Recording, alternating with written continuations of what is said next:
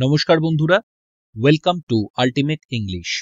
Upcoming WBCS অথবা miscellaneous মেইনের জন্য একটা গুরুত্বপূর্ণ রিপোর্ট আজকে আমরা আলোচনা করব। এছাড়াও আগত ক্লার্কশিপ বা এসআই পরীক্ষার মেইনেও এই ধরনের রিপোর্ট কিন্তু আসতেই পারে। এটা মূলত একটা ডেস্ক রিপোর্ট এবং সম্প্রতি উত্তরাখণ্ডে যে ফ্ল্যাশ ফ্লাড বা ক্লাউড বাস্টের ফলে যে ভূমিধস নেমেছে তার উপর এই রিপোর্টটি আধারিত। তো স্বাভাবিকভাবে আমরা সবার প্রথম একটা টাইটেল দেব এবং এখানে টাইটেল দেয়া হয়েছে উত্তরাখণ্ড ফ্ল্যাশ ফ্লাড। এবার বিষয় হচ্ছে, তোমাকে যদি শুধু ফ্ল্যাশ ফ্লাড উল্লেখ করে দেয়া থাকে এবং জায়গার নাম উল্লেখ করা না থাকে, সেক্ষেত্রে তুমি কিন্তু উত্তরাখণ্ড লিখবে না, বরং তুমি লিখবে ফ্ল্যাশ ফ্লাড ইন MNO অথবা XYZ অথবা ABC ইত্যাদি। এবং এরপর আমি একটা কোলন মার্ক দিয়ে লিখেছি 4 ডাইড। এখানে চাইলে তুমি 4 কিল্ডও লিখতে পারো। এরপর আমরা কি লিখেছি, আর রিপোর্ট বাই XYZ, চাইলে এটাকে একটু ডান দিক ঘেঁষে করতে পারো এবং তারপর আমরা জায়গার নাম এবং ডেট দিয়ে লেখাটা শুরু করেছি। খেয়াল করো, সবার প্রথম লেখা হচ্ছে no fewer than 4 people perished. No fewer than মানে কি? আমরা অ্যাডজেক্টিভ চ্যাপ্টারে পড়েছি লিটিলের কম্প্যারেটিভ ডিগ্রি হচ্ছে লেস, সেখান থেকে যে ফ্রেজটা এসছে নো লেস দ্যান, আর ফিউ এর কম্প্যারেটিভ ডিগ্রি হচ্ছে ফিউয়ার, সেখান থেকে এসেছে নো ফিউয়ার দ্যান এই ফ্রেজটি, যার অর্থ এর থেকে কম নয়। তাহলে কতজনের থেকে কম নয়? 4 পিপলের থেকে কম নয়। তারা কি করেছে? পেরিশড হয়েছে। পেরিশ শব্দের মানে হচ্ছে ডাইড। সাধারণত হঠাৎ করে বা খুব খারাপভাবে কেউ যদি মারা যায় বা মারা যান, তার জন্য আমরা পেরিশ শব্দটা ব্যবহার করতে পারি। অথবা চাইলে এখানে আমরা succumb to death, lost their lives ইত্যাদি শব্দ ব্যবহার করতে পারি। তাহলে সেন্টেন্স শুরু হচ্ছে কিভাবে? No fewer than 4 people perished and hundreds were feared missing after a devastating flash flood in ABC district. তাহলে পুরোটার অর্থ হচ্ছে অন্ততপক্ষে 4 জনের কম নয় যারা মারা গেছেন এবং হান্ড্রেডস বলতে শয়ে শয়ে মানুষ were feared মিসিং, অর্থাৎ আশঙ্কা করা হচ্ছে শয়ে শয়ে মানুষ মিসিং অর্থাৎ নিখোঁজ রয়েছেন after a devastating flash flood. কিসের পরে? একটা ডিভাস্টেটিং, একটা মারাত্মক, একটা ভয়াবহ হড়পা বানের পরে। কোথায়? In ABC district. এখানে ফিয়ার্ডেড শব্দের মানে হচ্ছে আশঙ্কা করা হচ্ছে। চাইলে এখানে তুমি রিপোর্টেড শব্দটাও ব্যবহার করতে পারো, তখন তার মানে হবে যে এতজন রিপোর্ট করা হয়েছে যারা মিসিং। পরের সেন্টেন্স বলছে a sudden surge of muddy water mixed with debris engulfed the valley on Tuesday. তার মানে a sudden surge of muddy water. Surge মানে কি? বৃদ্ধি পাওয়া। তাহলে কিসের বৃদ্ধি পাচ্ছে? উত্তর হচ্ছে মাডি ওয়াটার অর্থাৎ কর্দমাক্ত জল। তার সাথে কি মিশে রয়েছে? ডেব্রিজ অর্থাৎ ধ্বংসাবশেষ। এখানে মিক্সড উইথ শব্দটা তোমার পাস্ট পার্টিসিপল হিসেবে ব্যবহৃত হয়েছে, অথবা তুমি প্রিপোজিশনাল ফ্রেজও বলতে পারো।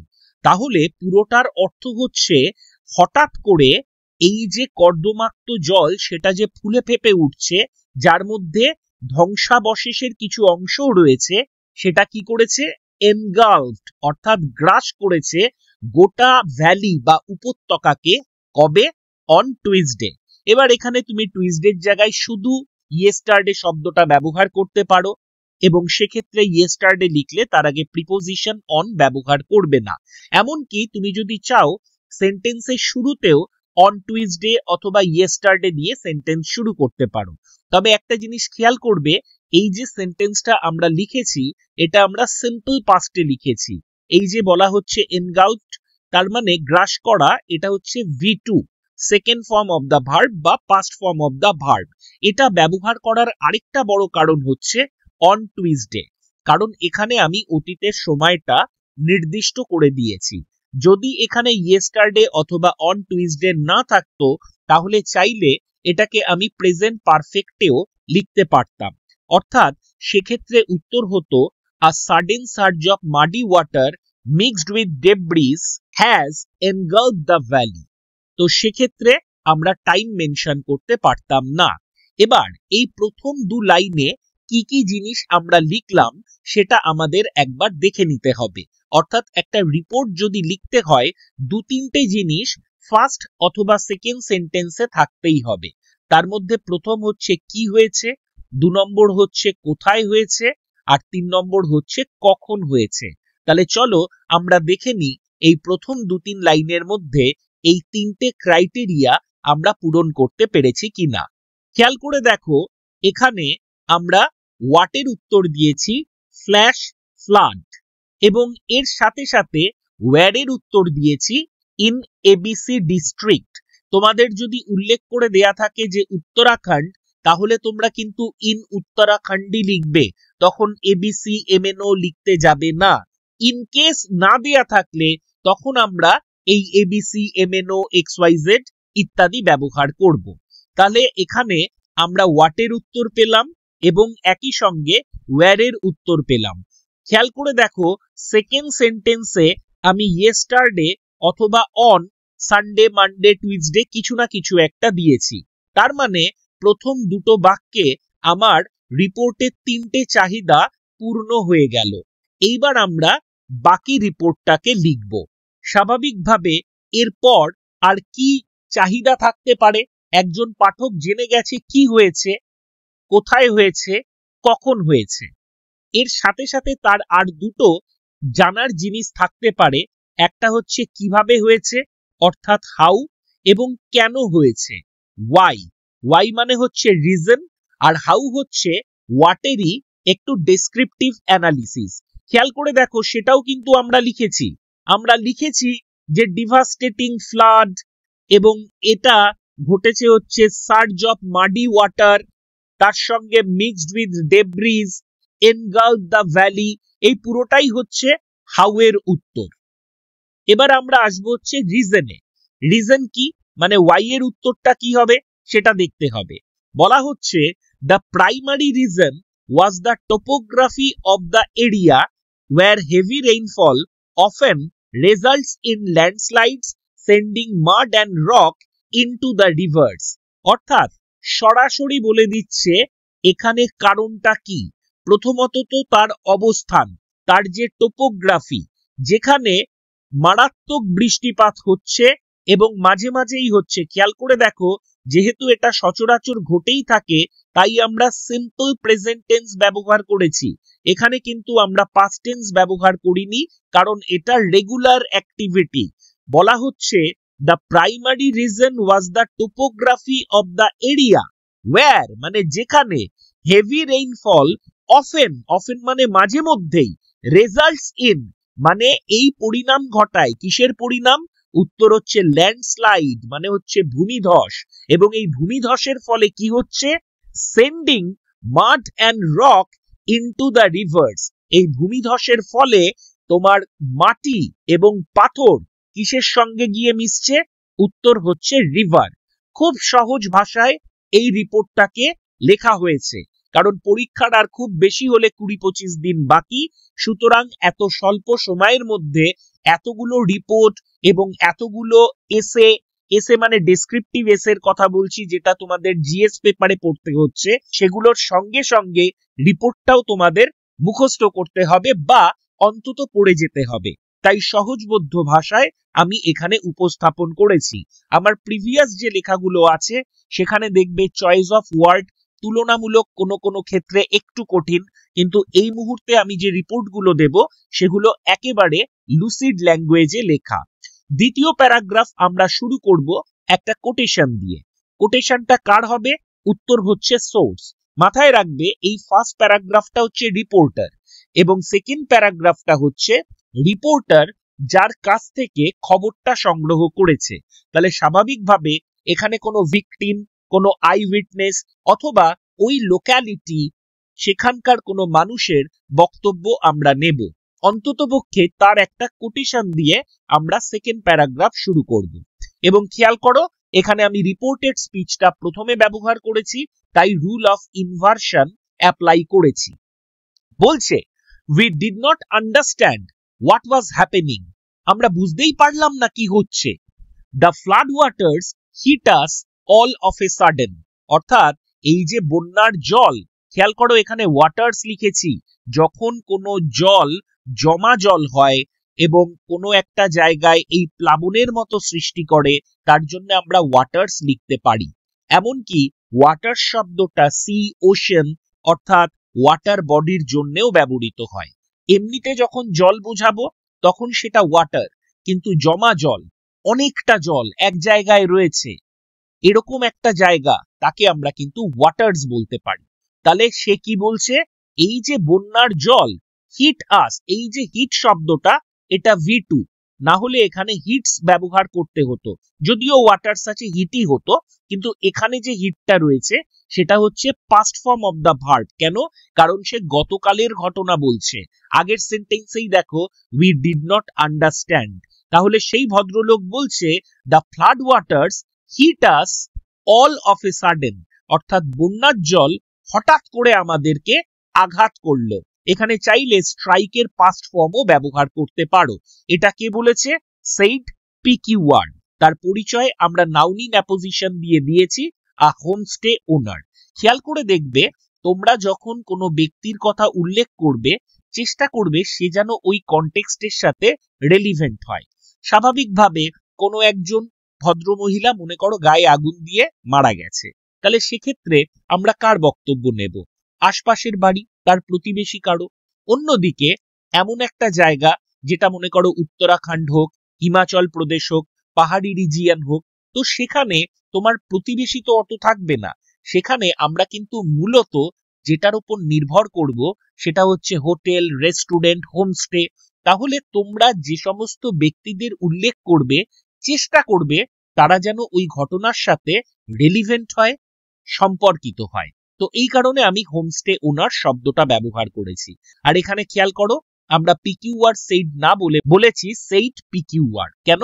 কারণ ইনভার্সন হয়েছে, যেহেতু রিপোর্টেড স্পিচটা প্রথমে দিয়েছি। এরপর আমরা কি বলেছি? দ্য ক্যাটাস্ট্রফ। ক্যাটাস্ট্রফ খুব সুন্দর শব্দ, যদি মাথায় না থাকে তোমরা চাইলে ডিজাস্টার লিখতে পারো, চাইলে তোমরা ক্যালামিটি লিখতে পারো, ইত্যাদি শব্দ তোমরা ব্যবহার করতে পারো। লেখা হচ্ছে the catastrophe has caused panic among the villagers. Simple sentence, এই যে ভয়াবহ যে বিপর্যয় সেটা কি তৈরি করেছে? হ্যাজ কস্ট প্যানিক, মানে আতঙ্কের সৃষ্টি করেছে। কাদের মধ্যে? অ্যামং দ্য ভিলেজার্স, অর্থাৎ ওখানে যে সমস্ত বাসিন্দা রয়েছে তাদের মধ্যে একটা আতঙ্কের পরিবেশ সৃষ্টি করেছে। এবার আমরা জেনেছি কোথা থেকে? বিভিন্ন রকম ফুটেজ বা ভিডিও থেকে। তো সেটাই বলা হচ্ছে যে সমস্ত ভিডিও সার্কুলেটেড হয়েছে তোমার সোশ্যাল মিডিয়াতে, সেখান থেকেই আমরা দেখতে পাচ্ছি যে কিভাবে একটা হড়পা বান গ্রামের পর গ্রাম ভাসিয়ে নিয়ে গেছে। তাহলে সেটাই বলা হচ্ছে videos on social media show. কেন শো হলো? কারণ সাবজেক্ট হচ্ছে ভিডিওস, নট ভিডিও। যেহেতু প্লুরাল নাম্বার আছে তাই জন্য আমরা শো ব্যবহার করেছি। চাইলে এখানে হ্যাভ শোন ব্যবহার করতে পারতে, কিন্তু মাথায় রাখবে যখন আমরা কোনো রিপোর্ট লিখি রিপোর্টাররা কিন্তু এই ধরনের সেন্টেন্স সিম্পল প্রেজেন্ট টেন্সেই লেখে। অর্থাৎ videos on social media show মানে দেখাচ্ছে how a strong গাশ of muddy water. এখানে খুব ভালো একটা শব্দ আছে গাশ। গাশ বলতে বোঝায় হচ্ছে প্রবাহ। তাহলে কিসের প্রবাহ? কর্দমাক্ত জল এবং তার সাথে মিশে রয়েছে ধ্বংসস্তূপ। অর্থাৎ ধ্বংসস্তূপ এবং কর্দমাক্ত জলের যে সম্মিলিত প্রবাহ, ওয়াশড অ্যাওয়ে। ওয়াশড অ্যাওয়ে মানে ধুয়ে মুছে সাফ করে দিচ্ছে। কাকে? হোমস, অর্থাৎ ওখানকার বাড়িঘর, অ্যান্ড আদার টল স্ট্রাকচারস। এখানে দেখো আমি কিন্তু বড় করে আর বলিনি যে রেস্টুরেন্টস, হোটেলস, হোমস্টেজ ইত্যাদি ইত্যাদি আলাদা করে না বলে সরাসরি প্রথম উল্লেখ করলাম বাড়িঘরের কথা। এটা তো উল্লেখ করতেই হবে, কারণ যারা ওখানকার বাসিন্দা। And other tall structures, other tall structures এর মধ্যে বাকি সবকিছু ঢুকে যাবে। খেয়াল করে দেখো এখানে যেটা প্রিন্সিপাল ক্লজ সেটা আমরা সিম্পল প্রেজেন্টে লিখেছি, কিন্তু যেটা সাবঅর্ডিনেট ক্লজ আছে সেটা কিন্তু আমরা পাস্ট টেন্সে লিখেছি, অর্থাৎ ওয়াশেস অ্যাওয়ে লিখিনি। লিখেছি কি? লিখেছি হচ্ছে ওয়াশড অ্যাওয়ে। কেন? কারণ ভিডিও শো করছে এখন, কিন্তু ওয়াশ অ্যাওয়ে কখন হয়ে গেছে? গতকালই, যখনকার ঘটনা। তাই জন্য এটাকে আমরা সিম্পল পাস্টে লিখলাম। এরপর কিছু কিছু ঘটনা এটা আমরা সিম্পল প্রেজেন্টে লিখেছি এবং জেনারেলি নিউজপেপার রিপোর্টে এই ধরনের বাক্য কিন্তু সিম্পল প্রেজেন্টেই লেখে, প্রেজেন্ট পারফেক্টে তুলনামূলক কম লেখা হয়। তোমরা চাইলে একাডেমিক ইংলিশে এগুলোকে প্রেজেন্ট পারফেক্টেও লিখতে পারো। কোনগুলো? যেমন হচ্ছে টেলিফোন লাইনস রিমেইন ড্যামেজড, অর্থাৎ যেটা হচ্ছে টেলিফোনের যে লাইন সেগুলো কাট অফ হয়ে গেছে, সেগুলো ড্যামেজ হয়ে গেছে। এবার টেলিফোন যদি কাট অফ হয়ে যায় তাহলে কমিউনিকেশন কি হবে? অ্যাফেক্টেড হবে বা লিমিটেড হবে। তো সেটাই বলা হচ্ছে and communication with the affected area is limited. Limited মানে কি? সীমিত, অর্থাৎ বাইরে থেকে এদের সঙ্গে যোগাযোগ করা যাচ্ছে না, কারণ ওখানে দেখা যাচ্ছে ইলেকট্রিক পোলস এবং একই সঙ্গে মনে করো যে সমস্ত মোবাইল টাওয়ার আছে, those have been uprooted and the people of those places are hopelessly marooned. marooned মানে কি? কোনো একটা জলের মধ্যে আটকে থাকা, তার জন্য খুব একটা সুন্দর শব্দ আছে marooned, কিন্তু আমি ইচ্ছা করে এখানে ব্যবহার করিনি যাতে তোমাদের মনে রাখতে সুবিধা হয়, হাতে তো আর 20-22 দিন। তো এখানে বলা হচ্ছে যে টেলিফোনের যে লাইন, যে সংযোগ, সেটা বিচ্ছিন্ন হয়ে গেছে এবং ওই সমস্ত অ্যাফেক্টেড এরিয়া, অর্থাৎ ওই সমস্ত দুর্ঘটনা কবলিত এরিয়া বা বিপর্যস্ত এরিয়ার সঙ্গে যোগাযোগটা একেবারে সীমিত হয়ে গেছে। এবং একই সাথে বলছি রোডস লিডিং টু, এটা দেখো প্রেজেন্ট পার্টিসিপল হিসেবে ব্যবহার করেছি, চাইলে তুমি ক্লজ দিয়েও লিখতে পারো রোডস উইচ লিড টু, এভাবেও লেখা যেতে পারে। তাহলে কি লিখছি? Roads leading to the village have either collapsed or been blocked by large boulders, অর্থাৎ যে সমস্ত রাস্তা ওই ভিলেজে যাচ্ছে, অর্থাৎ ওই গ্রামের অভিমুখে যাওয়ার জন্য যে সমস্ত রাস্তা রয়েছে সেগুলো হয় ভেঙে গেছে অথবা ব্লক হয়ে গেছে, মানে আটকা পড়ে গেছে। কিসের জন্য? বোল্ডারের দ্বারা। খেয়াল করে দেখো প্রথম সেন্টেন্সে আমরা কিন্তু হ্যাভ কোলাপসড লিখেছি, কারণ এখানে হ্যাপেনিং ভার্ব ব্যবহৃত হয়েছে। আমরা কিন্তু হ্যাভ বিন কোলাপসড লিখিনি। কেন? কারণ কোলাপস কেউ করে দেয়নি, সে নিজে নিজে হয়েছে। কিন্তু দ্বিতীয় যে পার্টটা রয়েছে, অরের পর যে জায়গাটা রয়েছে, সেখানে আমরা প্যাসিভ ভয়েস ব্যবহার করেছি, কারণ রোড কিন্তু নিজে নিজে ব্লক হয়নি, ব্লক হয়েছে কিসের দ্বারা? বোল্ডার্স। বোল্ডার্স মানে বড় পাথর বা বড় পাথরের চাইয়ের দ্বারা। তাই এখানে ব্লকের আগে আমরা বিন শব্দটা ব্যবহার করেছি। তুমি যদি আলাদা করে সেন্টেন্সটা দেখো তাহলে এরকম ভাবে পড়তে পারো, রোডস হ্যাভ কোলাপসড 1 নম্বর, আর 2 নম্বর সেন্টেন্স হচ্ছে roads have been blocked by large boulders. চলে আসি তৃতীয় এবং সর্বশেষ প্যারাগ্রাফে, এবং এটা হচ্ছে মূলত অথরিটির জন্য।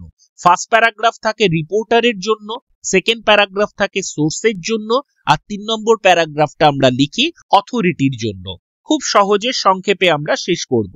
এখানেও আমরা ইনভার্সন করে আগে রিপোর্টেড স্পিচ লিখেছি, চাইলে এখানে রিপোর্টিং স্পিচ দিয়ে তুমি শুরু করতে পারো, অর্থাৎ এখানে তুমি the chief minister of the state said এইভাবেও লেখাটা শুরু করতে পারো। এখানে আমি লিখেছি we have sought the help of the Indian Air Force and requested a few helicopters. ABC seems to have been destroyed, said the Chief Minister of the state. এখানে এই যে shot, এটা হচ্ছে seek এর past form. seek মানে কি? attempt to find, অর্থাৎ প্রচেষ্টা করা কোনো কিছু খুঁজে পাওয়ার জন্য। কি খুঁজে পাওয়া বা কিসের হেল্প চাওয়া? উত্তর হচ্ছে ইন্ডিয়ান এয়ার ফোর্স। এখানেও আর্টিকেলের একটা নিয়ম মাথায় রাখবে, যে কোনো ফোর্সের নামের আগে আমরা কিন্তু আর্টিকেল দা ব্যবহার করি। সেটা পুলিশ ফোর্স হতে পারে, অথবা এয়ার ফোর্স হতে পারে, অথবা নেভাল ফোর্স হতে পারে, যা কিছু।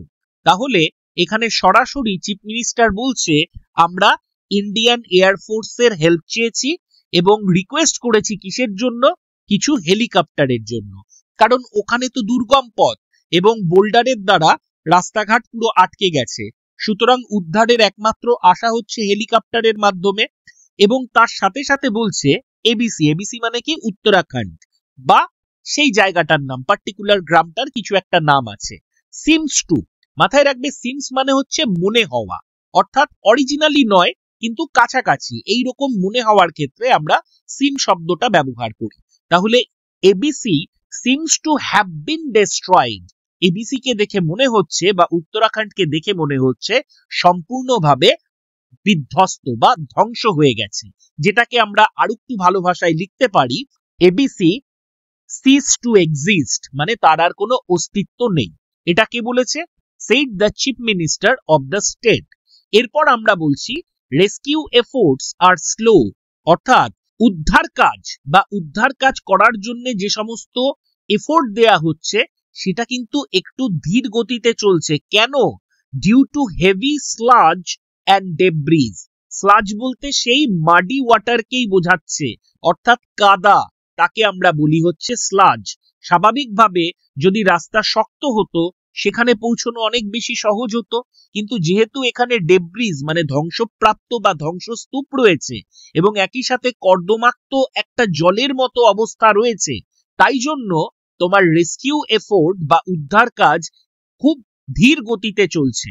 কিন্তু বলা হচ্ছে কি, but officials have deployed helicopters to aid the operation. কিন্তু এই যে অফিসিয়ালস যারা হচ্ছে কর্মকর্তা, তারা কি করেছে? ডিপ্লয় করেছে, নিয়োগ করেছে, ছড়িয়ে দিয়েছে কি জিনিস? হেলিকপ্টার। কিসের জন্য? টু এইড দ্য অপারেশনস, অর্থাৎ এই উদ্ধার কার্যকে সহায়তা করার জন্য। এইড মানে হচ্ছে হেল্প, সেইটার জন্য এই কর্মকর্তা যারা রয়েছে বা হাই র্যাঙ্ক অফিসার যারা রয়েছে তারা কি করেছে? এই হেলিকপ্টারকে নিয়োগ করেছে এই উদ্ধার কাজে। পরবর্তী ভিডিওতে আমরা আবার একটা ইম্পর্টেন্ট রিপোর্ট করাবো। তোমরা কে কে ক্লাস দেখছো একটু নামগুলো যদি কমেন্ট বক্সে দেখতে পেতাম তাহলে বুঝতে পারতাম যে আমার ভিউয়ার্স যারা আছে তাদের উপকার হচ্ছে কিনা এবং কনস্ট্যান্ট ভিউয়ার আছে কিনা। প্রত্যেকে ভালো থেকো, সঙ্গে থেকো, ধন্যবাদ।